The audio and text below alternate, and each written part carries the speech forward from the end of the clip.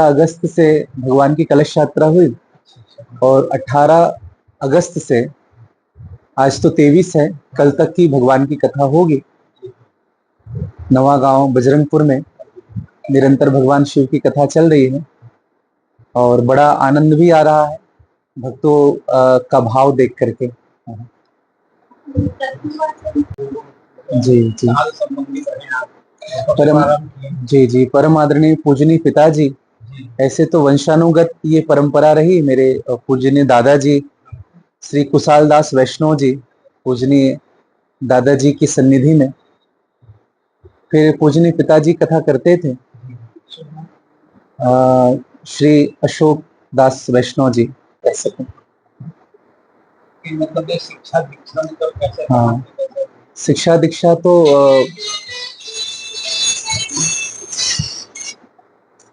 बाहर जाके बात करें।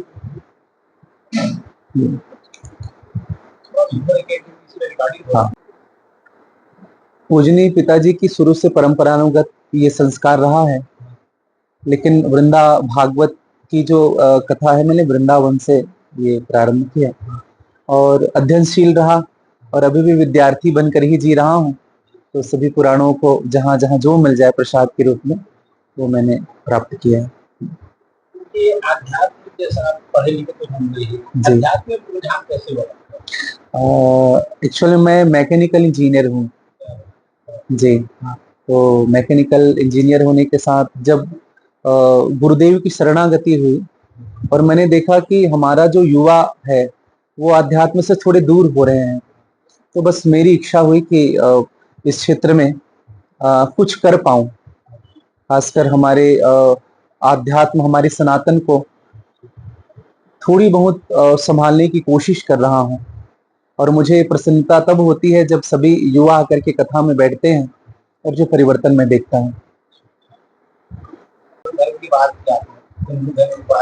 जी, कैसा कुछ इसमें कुछ परिवर्तन आ रहा है, कुछ प्रोग्रेस हो रहा है कि हम और पीछे क्यों जा रहे हैं? आप क्या देखो, हर चीज के दो पहलू हैं, है ना, अच्छा और बुरा, है ना। तो कुछ अच्छे भी कार्य हो रहे हैं और कुछ बुरे भी कार्य हो रहे हैं, तो हम अच्छे कार्य को और बूस्ट करें, ये हमारा उद्देश्य है। और जो नेगेटिविटी हमारे जो समाज में है उनको दूर करने की कोशिश करें। कई बार क्या होता है, कई सनातनी मुझसे प्रश्न करते हैं, महाराज जी ये अच्छा नहीं हो रहा, ये अच्छा नहीं हो रहा, तो हम उनको दूर करने की कोशिश करें। हाँ, तो सनातन से अगर हम जुड़े हैं तो सकारात्मकता सबसे पहले मन में ला। मैं तो कहूँ सनातनी नहीं, आप किसी भी क्षेत्र से जुड़े हैं तो पहले मन में सकारात्मकता आएगी, तभी आप उनके लिए कुछ अच्छा कर पाओगे। नकारात्मकता अगर मन में है तो आप कुछ करना भी चाहोगे तो भी आपसे नहीं हो पाएगा वो चीजें। जी जी हाँ, कथा मैं गुरु कृपा से 9 वर्षों से कर पा रहा हूँ। शिव पुराण के अलावा भागवत जी की कथा, राम कथा, देवी भागवत की कथा और हनुमान चरित्र, हाँ बस ये कथाएं हैं जो थोड़ी सेवा में हो पा रही है। छत्तीसगढ़ के अलावा भी और कथा? हाँ, मैंने यूपी एमपी, हाँ सभी स्थानों में हुई कथा। यूपी में तो करीब 10 बार कथा हो चुकी है। वृंदावन के क्षेत्र में अनूपपुर की कथा हुई है, उड़ीसा की कथा हुई है।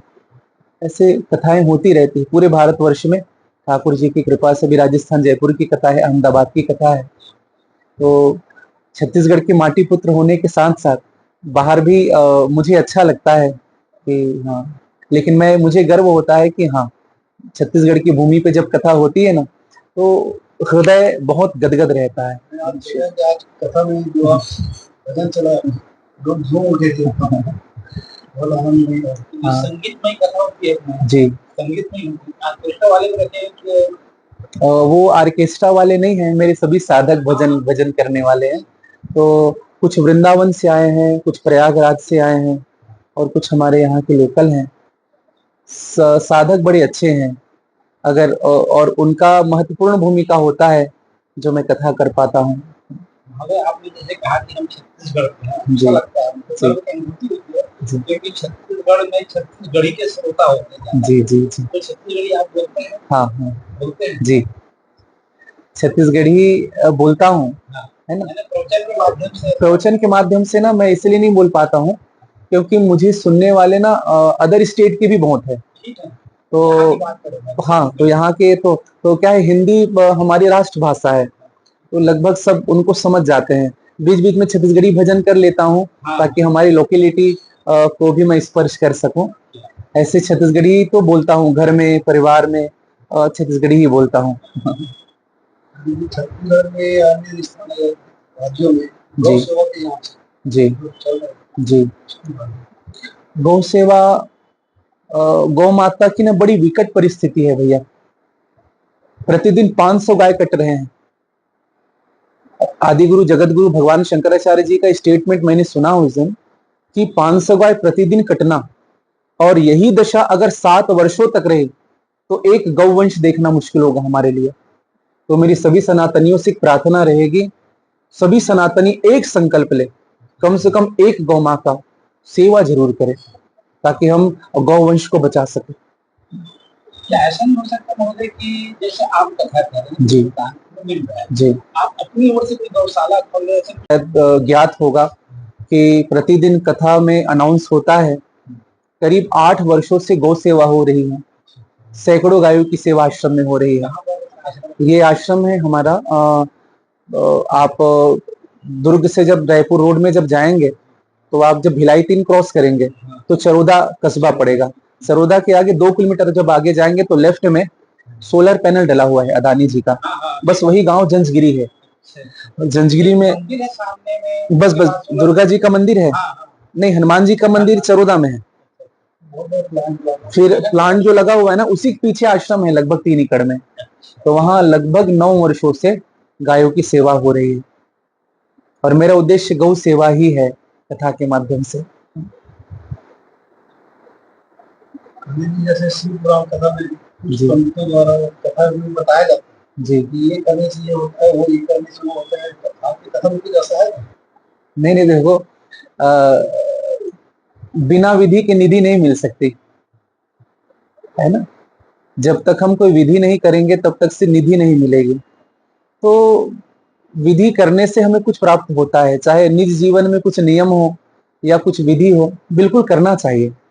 ऐसा नहीं कि कोई हर चीज को नकारा नहीं जा सकता। और पूजा पाठ सत्संग करने से ना आपकी गलती समाप्त नहीं होगी। पूजा पाठ सत्संग करने से ना ये सीख जरूर मिलेगी कि अब गलती नहीं करना है। हाँ, उसके बाद अब हमें गलती नहीं करनी। अगर आप निरंतर सत्संग करते रहेंगे, इसीलिए सत्संग करने के लिए बार बार कहा जाता है, आप निरंतर अगर सत्संग करते रहेंगे ना तो हमारे मन में ना बुरे विचार नहीं आएंगे। देखो, मुक्ति तो आज तक किसी ने देखा नहीं है, ना कभी किसी की मुक्ति मिली है। दरअसल मोह का क्षय हो जाना ही मोक्ष है। कई लोग मरने के बाद भी मुक्त नहीं हो पाते। जो जीते जी मुक्त नहीं हो पाए वो मरने के बाद कहाँ मुक्त होंगे।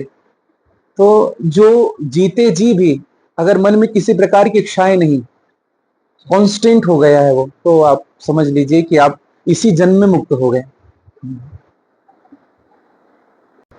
समाज के लिए, सभी सनातनियों के लिए मेरी एक प्रार्थना जरूर रहेगी, सब एकजुट हो जाए।